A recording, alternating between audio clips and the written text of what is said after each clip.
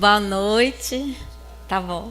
Boa noite a todas e todos. É um prazer estar aqui. Agradeço a todas as entidades que coordenam esse diálogo de justiça e paz. E para nós da Auditoria Cidadã é uma honra dessa vez figurar ali entre a CBJP, o OLMA, todas as entidades que promovem esse diálogo, porque quem segue a ACD sabe que toda segunda-feira a gente tem a nossa live tradicional. Quando Zé Carlos me convidou, eu falei, Zé Carlos, está conflitando com a nossa data. Ele falou, não, vamos fazer tudo junto, vamos somar.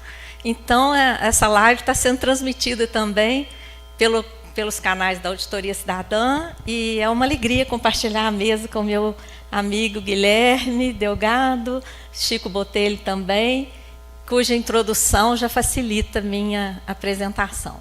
Vou contar com a ajuda do Diego, dos demais técnicos, para colocar minha tela. Eu trouxe algumas telas, porque o tempo é curtinho e o tema não é fácil, né? Deixa eu falar de pé. Vou ficar de pé porque eu falo mais rápido. Então, o tema é a questão da reforma tributária, né? Justiça social na reforma tributária, uma conexão com a economia de Francisco e Clara. Mas a reforma tributária que foi votada, que está sendo votada no Congresso Nacional, já foi votada na Câmara, está no Senado, é uma reforma tributária que incide somente sobre o consumo. Quando eu fizer assim, você pode passar, tá? Pode passar. Opa, saiu. Bom, o nosso modelo tributário aqui no Brasil é um modelo caótico, tá? Ele é caótico porque a função mais óbvia do modelo tributário é distribuir renda, concordam? Quem tem mais deveria pagar mais para o Estado arrecadar e, através de políticas públicas, distribuir a renda em serviços de qualidade, em saúde, educação, moradia, segurança, etc, etc. Não é isso que acontece, né? Aqui no Brasil, o modelo é extremamente concentrador de renda.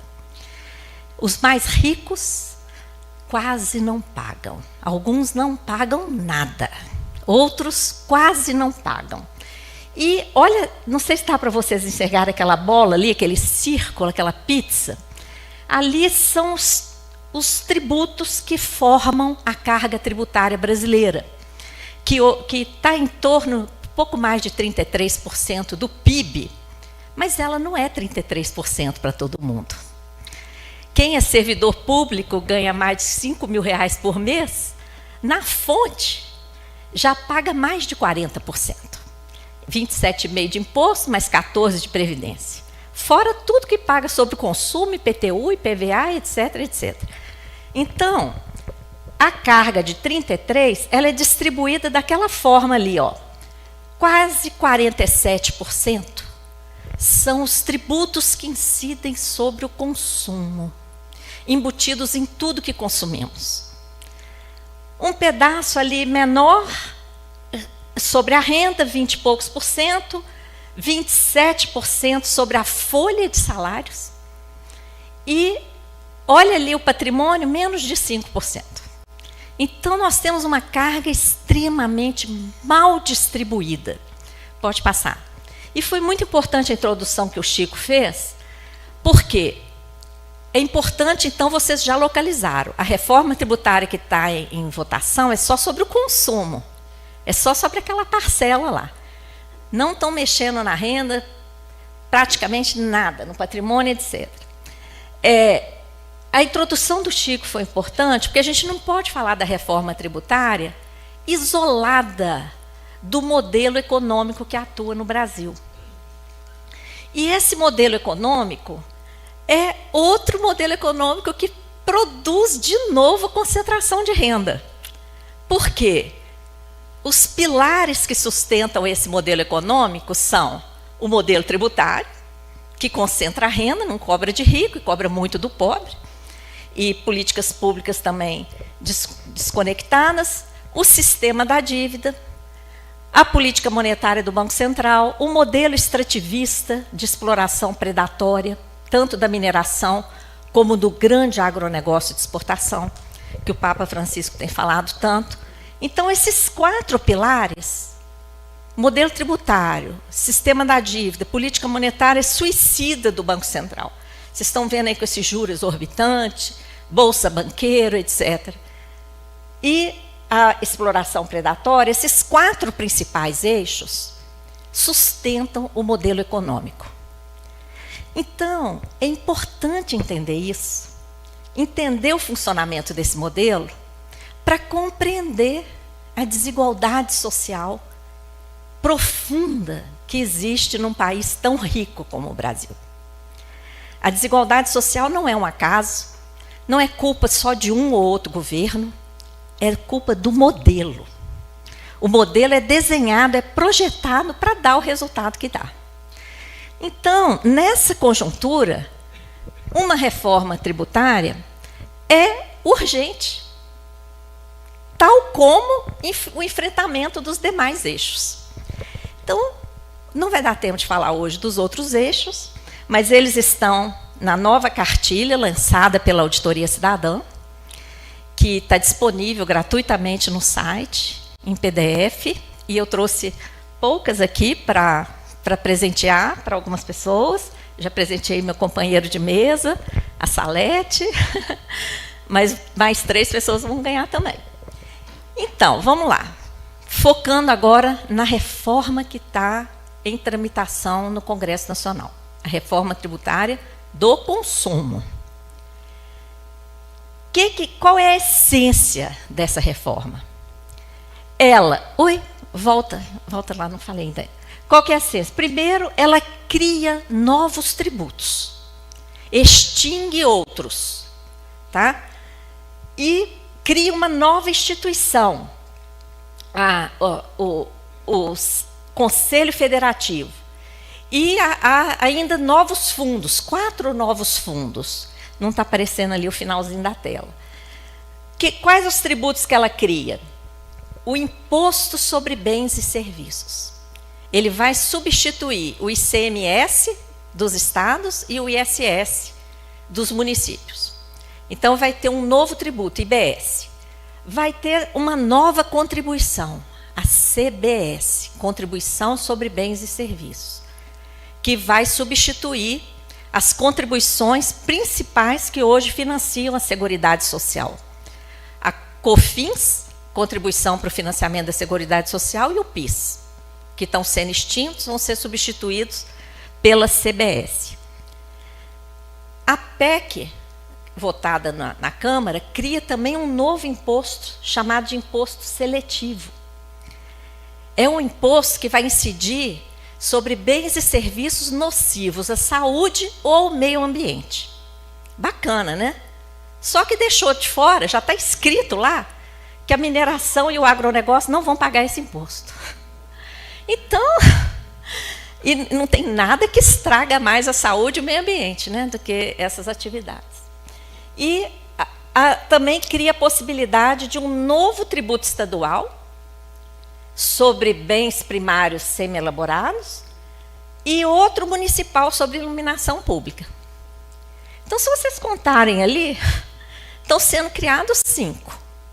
E estão sendo extintos 5 também. O Imposto sobre Produtos Industrializados, o ICMS, o ISS, a COFINS, o PIS, inclusive os incidentes sobre a importação.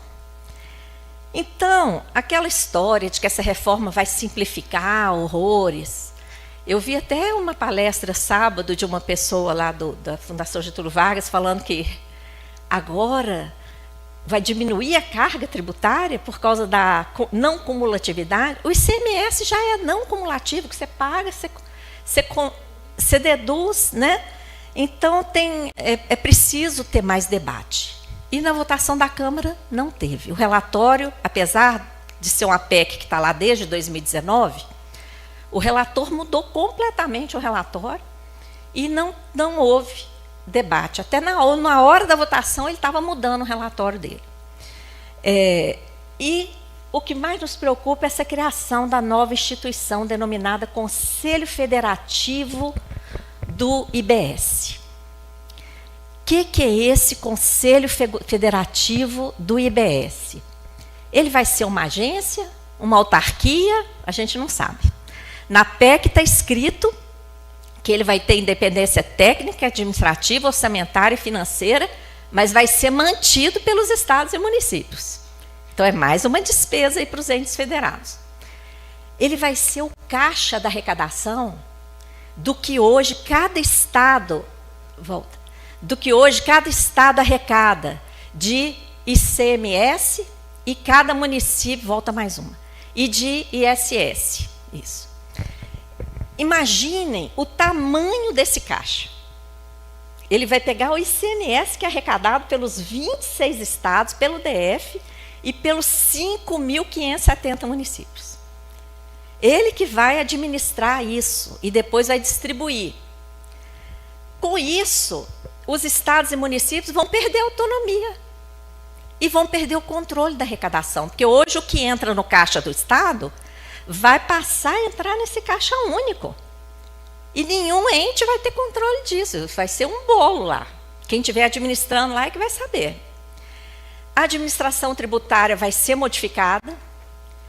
Esse conselho vai ter imenso poder, porque vocês imaginam o volume de recursos que ele vai administrar. E os estados e municípios vão ficar ali, na mão de Pires, né, para receber esse recurso distribuído. Há o risco também de desvios. Há anos a Auditoria Cidadã vem denunciando o esquema de securitização, que desvia recursos antes que eles cheguem aos cofres públicos.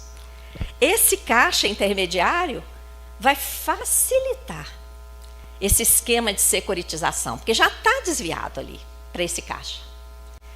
E também a justificativa para esse conselho é o seguinte: tem que ter um jeito de administrar a mudança, porque o ICMS hoje é cobrado no lugar da produção e vai passar a ser cobrado no local do consumo. É preciso essa transição. Mas essa transição, gente, está prevista para começar em 2027 e concluir em 2078, daqui a 55 anos. Então, qual é a pressa de criar uma instituição assim, no escuro?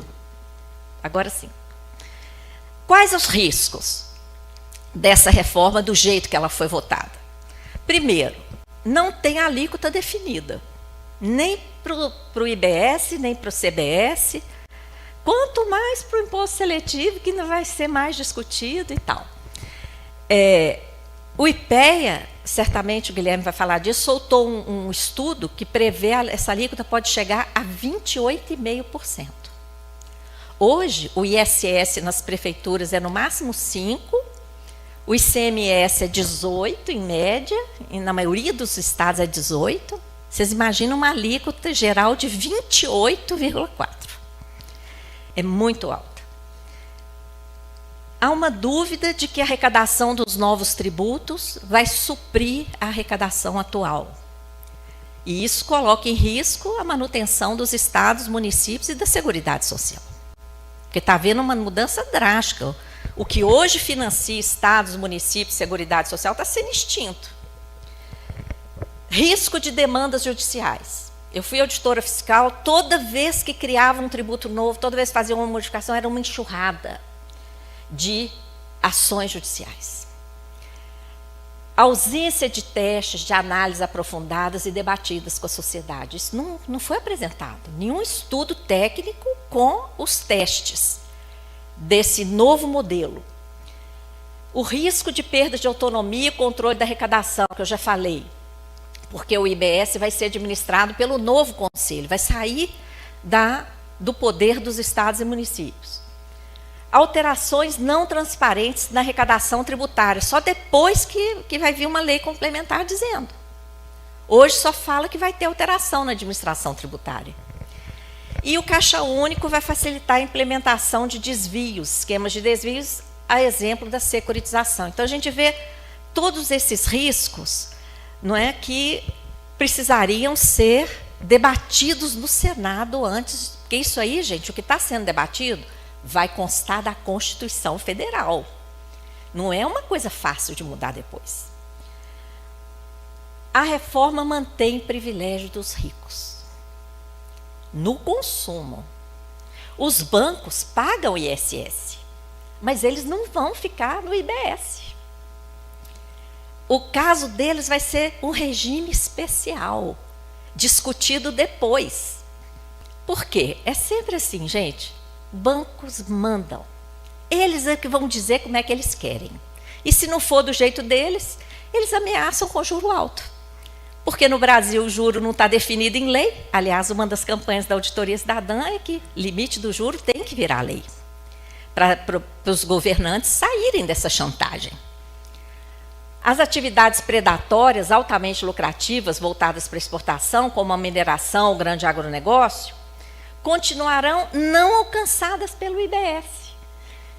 E também não terão que pagar o novo imposto seletivo, como eu falei. Gente, por quê? Vocês devem estar vendo, na Globo está falando propaganda do grande agro, né? Agropop, Tec e tal, 2 trilhões de faturamento. Está passando toda hora, 2 trilhões. Por que esse pessoal não pode pagar imposto sobre consumo? É uma falácia de que vai encarecer as exportações brasileiras. Isso é uma falácia. Eles têm que pagar. Mineração, então, arrancam riqueza que a natureza produziu. Ainda lavam. Em Minas Gerais, 1 tonelada de nióbio lavado, o Estado recebe menos de R$3. Não dá para comprar um pão de queijo com 1 tonelada de nióbio lavado, isento de tributo. Enquanto o miserável que recebe esmola e vai comprar um lanchinho na padaria, vai pagar os 28,4 aí, se for essa a alíquota. A PEC não toca no privilégio das petroleiras estrangeiras. Vocês lembram da PEC, da MP do trilhão, da época do Temer, que virou lei do trilhão? Pronto, ninguém fala, nem fala nisso. Isenção total. E também apenas prevê a possibilidade, a ser regulamentada em leis futuras, de progressividade do imposto sobre herança, que a Constituição já prevê que pode chegar a 8%, e nenhum Estado cobra 8%. Quem cobra mais, cobra 6%.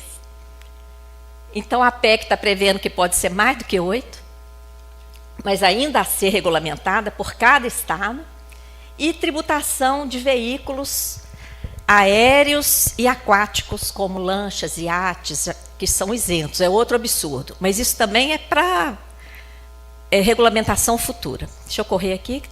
A PEC traz também acenos aos mais pobres. Mas tudo, gente, para o futuro. Por exemplo, a isenção da cesta básica, que foi tão propagandeada, nem os tributos que vão fazer parte estão definidos. Tudo isso vai ser regulamentado em lei complementar posterior e já está escrito na PEC. Só vai valer a partir de 2027, quando os novos tributos estiverem sendo cobrados. E o tal do cashback, que é uma devolução aos mais pobres, também vai ter que ser regulamentada posteriormente, não tem nada definido. E no Rio Grande do Sul, onde tem uma experiência dessa, o cashback significa um retorno de 30 e poucos reais por mês para aquelas pessoas inscritas no CAD único, né? Aquele cadastro da Bolsa Família. Tem 2 artigos nossos que foram publicados pelo Monitor Mercantil e pelo Extra Classe, que vocês podem acessar depois. Qual a justificativa para tanta urgência?